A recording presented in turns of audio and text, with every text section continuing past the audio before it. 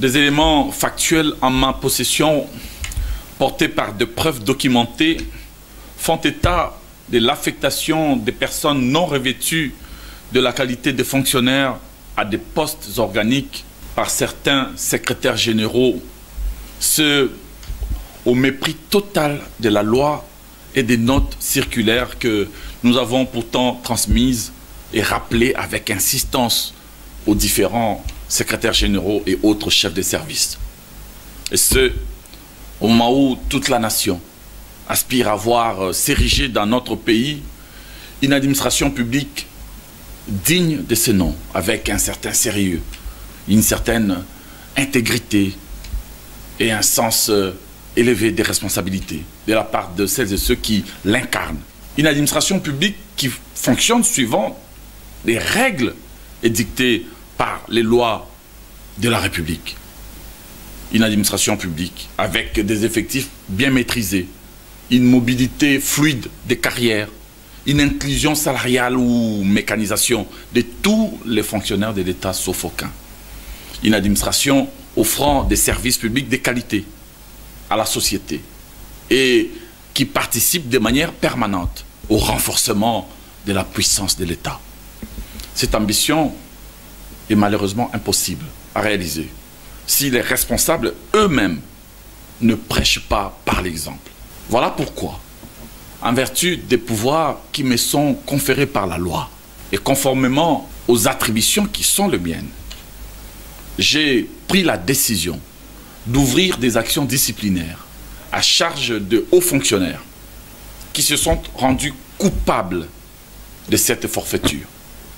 Il s'agit notamment du secrétaire général à la décentralisation et celui aux relations avec les parlements. Ils sont immédiatement suspendus de leurs fonctions à dater de ce jour pour avoir affecté des nouvelles unités en violation totale de la loi et des règles régissant l'accès à l'emploi public, en ayant même essayé désespérément d'antidater certaines de leurs forfaitures pour échapper à la rigueur de la loi. Cette action disciplinaire, d'ores et déjà ouverte, leur sera notifiée dans le respect des procédures ainsi que des délais légaux et réglementaires. Ils auront donc l'occasion de fournir leurs moyens de défense et pourront, les cas échéants, être entendus par les conseils de discipline avant qu'une option définitive ne soit levée sur leur sort.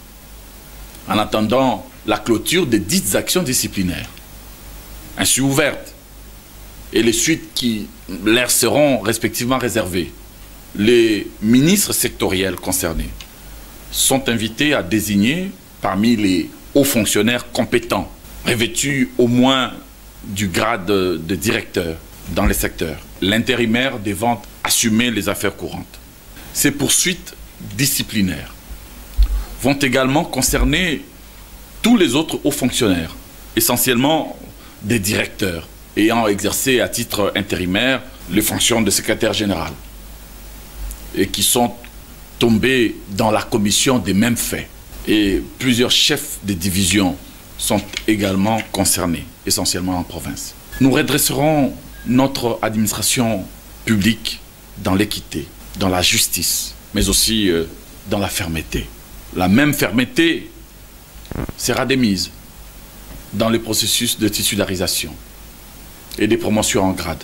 Il en sera désormais de même de la mécanisation des agents qui devra se faire dans la transparence, la justice et l'équité, ainsi que je l'avais indiqué dans ma dernière circulaire en la matière.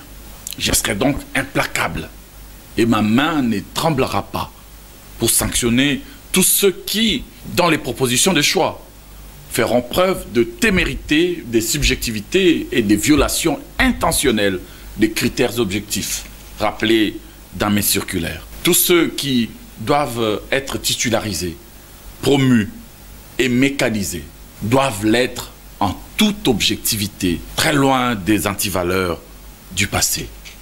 C'est aussi cela, l'administration intègre, juste et impartiale que le gouvernement de la République, sous la coordination du Premier ministre, voudrait absolument mettre en place, suivant les caps fixées par son Excellence, Monsieur le Président de la République, chef de l'État. La loi est dure, mais c'est la loi.